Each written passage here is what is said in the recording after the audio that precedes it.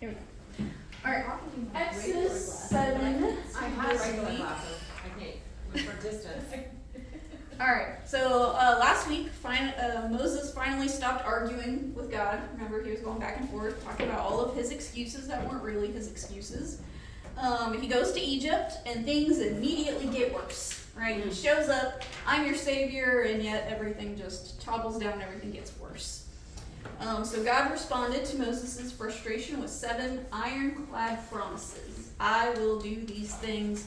You just sit back and watch. And he's about to make good on some of those promises here in chapter 7. Okay, so let's start. Exodus 7, verse 1. And the Lord said to Moses, "See, I have made you like God to Pharaoh, and your brother Aaron shall be your prophet. You shall speak all that I command you, and your brother Aaron shall tell Pharaoh to let the people of Israel go out of his land. But I will harden Pharaoh's heart. And though I multiply my signs and wonders in the land of Egypt, Pharaoh will not listen to you. Then I will lay my hand on Egypt and bring my host, my people, the children of Israel, out of the land of Egypt by great acts of judgment. Then the Egyptians shall know that I am the Lord, when I stretch out my hand against Egypt and bring out the people of Israel from among them." Moses and Aaron did so. They did just as the Lord commanded them. Now Moses was 80 years old, and Aaron was 83 years old when they spoke to Pharaoh. All right, so let's pause right there. God opens up this chapter with a very interesting reframing here of Moses and Aaron's role. He tells Moses, you're going to be like a god to Pharaoh, okay? And Aaron will be your prophet. He'll be the person who's speaking on our behalf. So in this culture, Pharaoh is a god. He literally believes, and all of his people believe, that he is a god.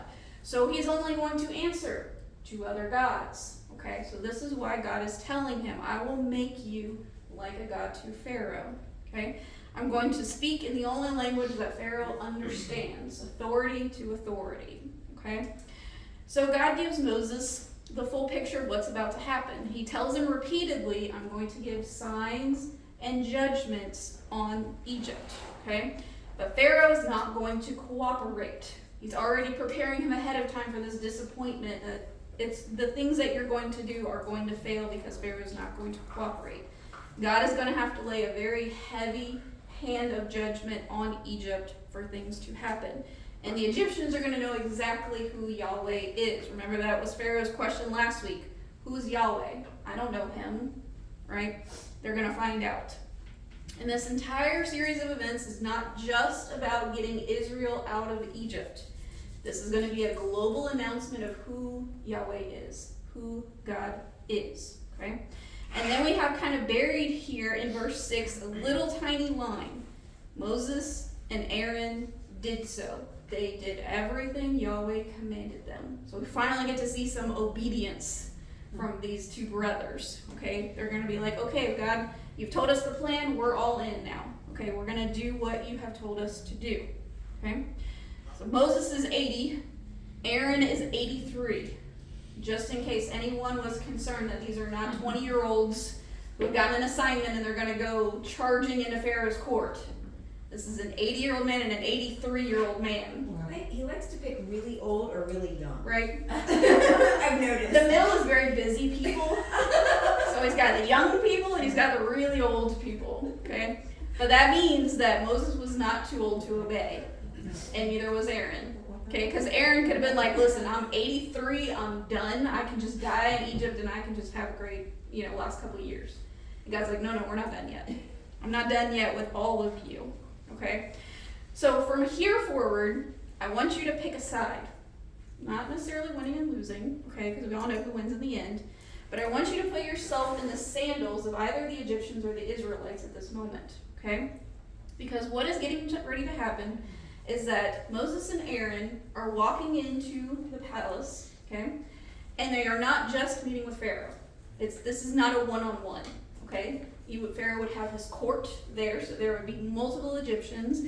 There would probably be his multiple wives, his children. What we will meet is an entire council of Pharaoh's advisors, the magicians, everybody that he gets advice from and things like that. So there's an entire court that hears Moses and Aaron and what is going to happen. And Moses and Aaron, we are told here, they're not walking in with the elders behind them. They went and had meetings with the elders. They go back and talk to the elders, but the elders do not show up with them. So we have these two men who are walking into this court of Egyptians. It looks like the scales are a little tipped out of balance there, right? But who also do they have with them? God. They have God. They have Yahweh, okay? And even the Egyptians have hundreds of gods at their disposal, okay, that they can pray to. If somebody's not listening, we can just go down the list of names and we can find somebody else to pray to. But Moses and Aaron are walking in, looks out of balance, but they have Yahweh. They have all they need walking into Pharaoh's court with them, okay? But from here forward, I want you to kind of put yourself in somebody's sandals, okay? Where do you see all of this going down? What is going to be ready to happen? Okay, put yourself right there. All right, verse 8. Then the Lord said to Moses and Aaron, when Pharaoh says to you, prove yourself by working a miracle, then you shall say to Aaron, take your staff and cast it down before Pharaoh, that it may become a serpent. So Moses and Aaron went to Pharaoh and did just as the Lord commanded. Aaron cast down his staff before Pharaoh and his servants, and it became a serpent. Then Pharaoh summoned the wise men and the sorcerers, and they, the magicians of Egypt, also did the same by their secret arts. For each man cast down his staff, and they became serpents. But Aaron's staff swallowed up their staffs. Still, Pharaoh's heart was hardened, and he would not listen to them as the Lord had said. Okay? So God tells Moses and Aaron, listen, you're going to go before Pharaoh, and I'm going to already tell you what he's going to say. He's going to say, show me a sign. If you really are speaking from a point of divine authority, then give me a sign. This is not surprised. God has already given Moses a couple of signs. Okay? The first one is, you're going to throw down Aaron's staff, and it's going to become a serpent. Okay? Now here's where it gets interesting. Pharaoh's wise men and sorcerers performed the same miracle. Now, we don't know if this was a genuine miracle or sleight of hand. You know, they could have been able to do that. The text doesn't say. But they're basically able to duplicate the sign. Okay? Except Aaron's serpent devours all of theirs. It literally eats them all up until there's only one remaining. Okay? Now, as unsettling as this is for even us to imagine a piece of wood turning into a snake and then eating other snakes that had been previously wood, this would have been incredibly unsettling for the Egyptians. Because there is a story, their myths, that Pharaoh's serpent had devoured the serpent of chaos, establishing him as the ultimate authority on earth, giving him his divine power. That's why you see a serpent on their helmet. Also, They're not just that Pharaoh, but all pharaohs, as establishing this is Pharaoh. Okay. And so to see their snakes eaten by this random shepherd fugitive guy who's 80 years old, that would have been a pretty powerful symbol, because this stick just ate the symbol of Pharaoh's divine power and authority on earth. Wow. Did the Roman gods, the Greek gods, and the Egyptian gods, did they have hierarchies Yes. also? Yes. So when Pharaoh or emperor, whoever, was speaking to someone who God had said, no, you're going to be my representative, Mm-hmm. did they still feel they were the... Yes. Okay.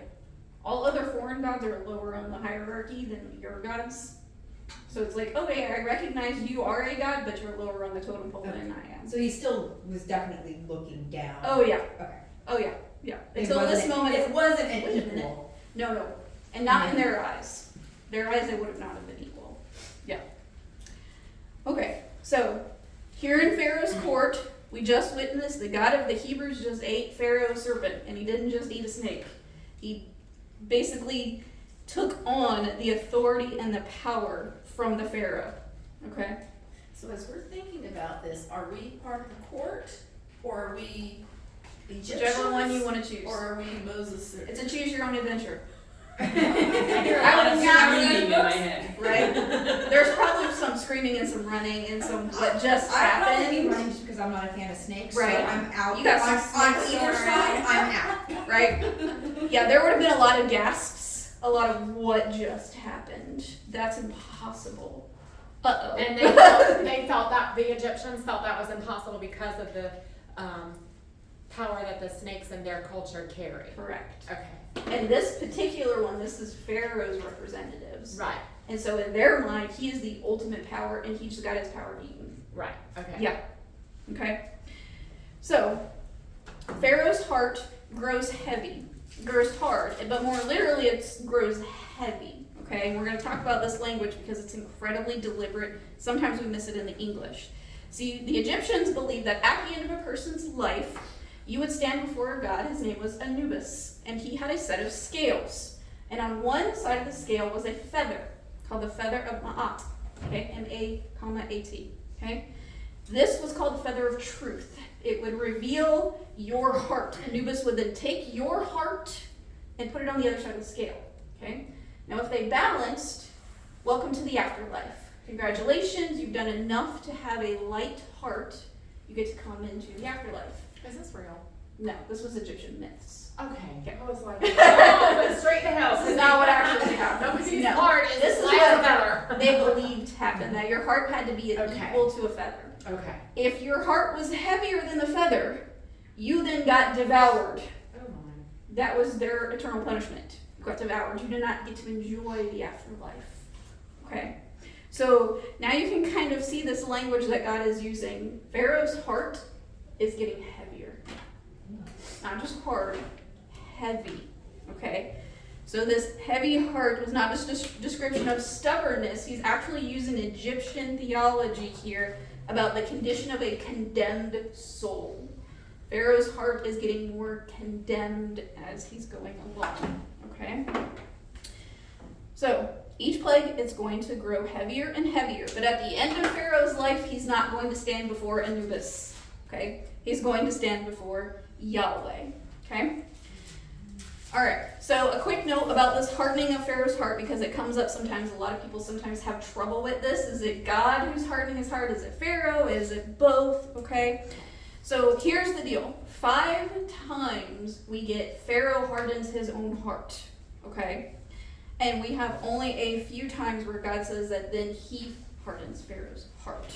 So the stubbornness was all Pharaoh initiated. God just then used that stubbornness for his plan. Okay? But he already told Moses before Moses even left the mountain of desolation, listen, Pharaoh's going to harden his heart against me and I'm going to use it for my plan. How Okay? many times did God harden? I don't have that number down. I think it's 3, I want to say, but I don't remember. I know we hear Pharaoh 5 times. I forgot to write it down. So he deliberately chooses his own pride and stubbornness, and God's like, okay, that's fine. I'm going to use that too. I'm going to use even that to do my own will here. And there's going to be a point where even his wise men say, you've crossed the line. Okay, you've crossed the line here. We can't help you. We can't give you any more wisdom. And Pharaoh's still going to continue on. So we're definitely going to see that too. That he doesn't even listen to his own wise men. All right, so verse 14. Then the Lord said to Moses, Pharaoh's heart is hardened. He refuses to let the people go. Go to Pharaoh in the morning as he is going out to the water. Stand on the bank of the Nile to meet him, and take in your hand the staff that turned into a serpent. And you shall say to him, the Lord, the God of the Hebrews, sent me to you, saying, let my people go, that they may serve me in the wilderness. But so far you have not obeyed. Thus says the Lord, by this you shall know that I am the Lord. Behold, the staff that is in my hand, I will strike the water that is in the Nile, and it shall turn to blood. The fish in the Nile shall die, and the Nile will stink, and the Egyptians will grow weary of drinking water from the Nile. And the Lord said to Moses, say to Aaron, take your staff and stretch out your hand over the waters of Egypt, over the rivers, their canals, their ponds, and all their pools of water, so that they may become blood. And there shall be blood throughout all of the land of Egypt, even in vessels of wood and vessels of stone. Okay? So God sends Moses back to Pharaoh. This is their first formal warning of the plague that is coming. Let my people go, or I will turn the Nile to blood. Okay? Now, this is not just a random body of water for them. The Nile was not only their lifeblood, their source of agriculture, trade. Flooding is what literally allowed their land to be so fertile. The fish and their drinking water, but the Nile is also one of their gods, something that they worshipped. Okay? I'm going to introduce you to a couple of other Egyptian gods today. There were several gods connected to the Nile. These are the top three. Okay? This is Kunam, Hapi, and Sobek. And I'm going to pass this around so you kind of get a look at all three of these. So all of these three were connected to the Nile in some way. Kunam, he was the guardian of the river's source. Okay? He was also considered a creator god. And his story goes that he shaped human beings from the clay along the Nile. Sounds a little familiar, huh? Mm-hmm. Okay. He was supposed to be protecting the river. He's about to have a bad week. Okay. Hapi is the blue guy over there. He is the god of the annual flood. He makes the Nile flood on purpose so that the water can be fruitful soil. Okay, so crops can be possible. And Sobek was a protection deity connected directly to the Nile and Pharaoh's power, and he's often depicted with the head of a crocodile. Okay? Now it's worth noting here, because in this chapter, the word that God uses for Aaron's staff that turns into a serpent is not the same word that he used in chapter 4 when he turned Moses' staff into a serpent. The word here is actually for a larger serpent, sometimes chosen to be translated as a crocodile.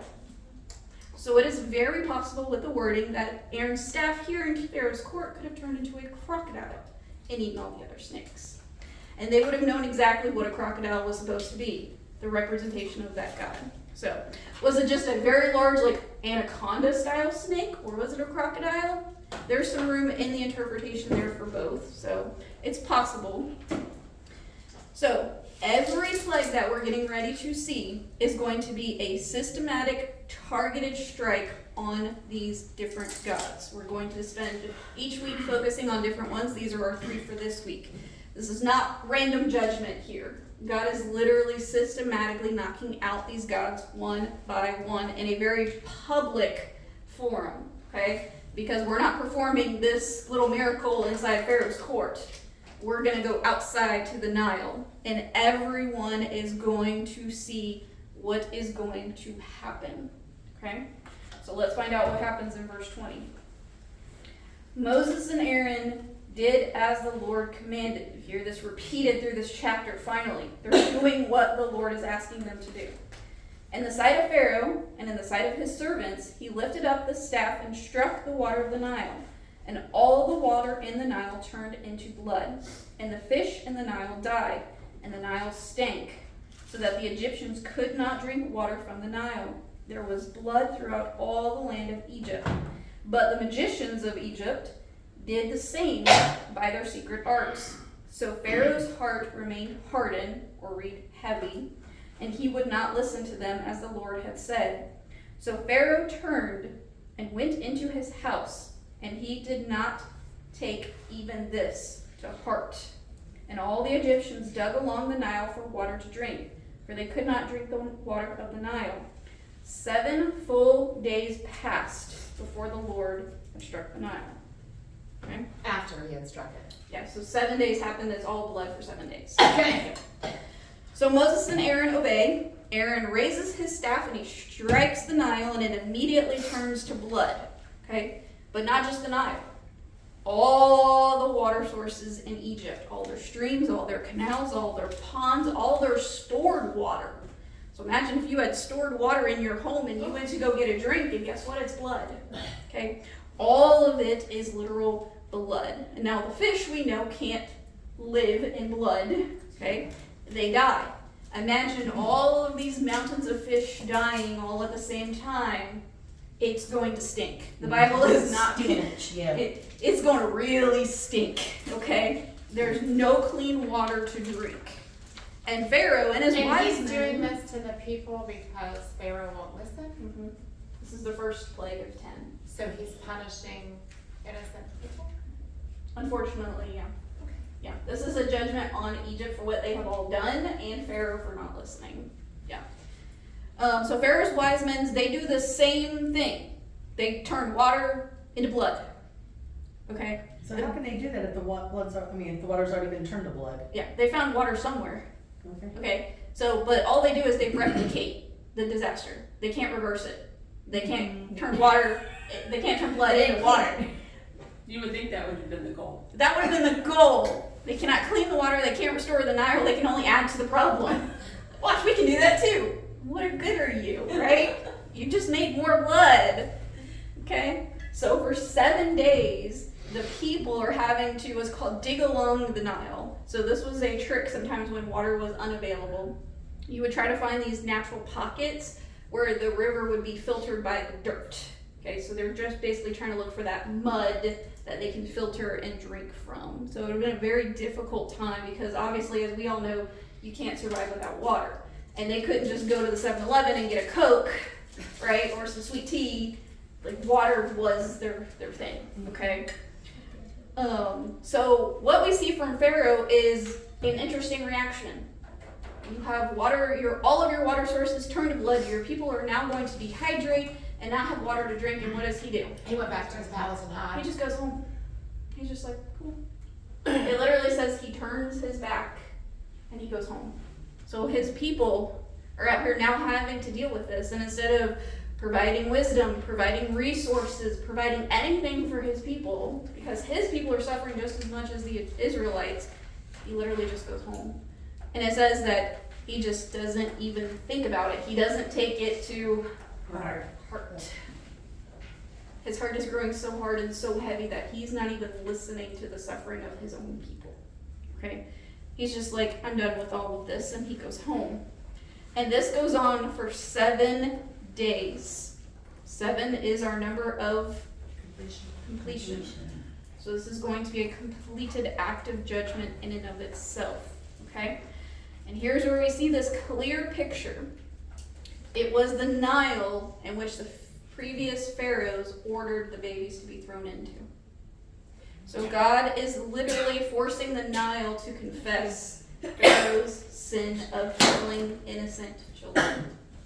They wanted blood. They got blood. Literally.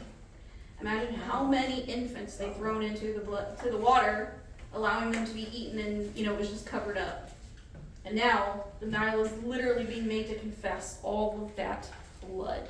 What did you say 7 days was? Is the number of what? 7 is the number of completion Okay. in the Hebrew language. So this 7 days of judgment is a form of completion. Basically, God's saying, I'm going to do this for 7 days and then I'm going to be done. So then it turns back to water after So it 7 turns back days? to water after 7 days. Yes. All of the plagues last 7 days? No, just this one. Just this one. Yes. What was so best? He is basically the divine protector of the Nile and Pharaoh. So he's like the link between Pharaoh and the Nile and keeping up protection. Yeah. So it's interesting here that even though God is giving all of this judgment, it is awful. It only lasts 7 days. Because God's saying, my judgment has limits. Okay? He is then the one who turns the blood back into water. Okay, this is not a one that lasts for months and years and things like that. He says it's complete, it's done, there you go. That's the judgment. Okay, so every time we're going to see this, that God draws a line in the sand of his judgment. And that's how we know that that's his grace and mercy. He doesn't just allow this to continue on and on and on. There's a line to his judgment. Okay, he stops it himself. Okay, so the first plague is a direct strike against the thing the Egyptians trusted most. Okay? Every part of their life was tied to the Nile. It was the thing they trusted. It was their source of life, provision, protection. They believed that it was a God who would never fail them. And yet here comes Yahweh, and he's going to show them their God does fail because he's not the true God. They believe that water is a god. The Nile specifically. Oh, okay. Okay. Yes. What did you say the line in the sand represented? Grace and mercy? Mm-hmm. Because he stopped the judgment, there was an ending to the judgment. Yeah. He could have just let it go on. He could have made him drink blood for the rest of the time he does No, it. So they hadn't experienced a famine since, There were years where the Nile didn't flood as much, and that just meant that they were not obedient. So they would then offer more sacrifices. They would try to figure out what was happening, because they had failed their God. Remember, their gods are fickle. And so if something goes wrong, it's not the God's fault. It's we didn't do something appropriate for the God. So we have to offer more sacrifices and things like that. Or this is our judgment for doing something wrong. So that was their mentality. Because everything was connected to our obedience to our gods. What did we do wrong? That they're not listening to us, that they're giving us this judgment. We did something wrong, obviously. Yeah. Okay. So God has an interesting way of going directly after those things that we put our deepest trusts in, that kind of start creeping up our list of trust, where we should be trusting Him, right? We've all kind of experienced that. So He's not trying to be cruel here. He is trying to show where they have their trust in. And He often does that in our life. Sometimes He goes after things in our life that were never meant to have the place that they have in our life. Okay? So this is your challenge for this week. What is your Nile? What is the thing that you are putting your trust in that you should not be putting that level of trust in? That you are holding on to for security, stability, identity, whatever it is, that you need to open up your hands and go, okay, God, what is this? Where is this actually supposed to be placed in my life? What is in your seat? Okay? That's your challenge this week.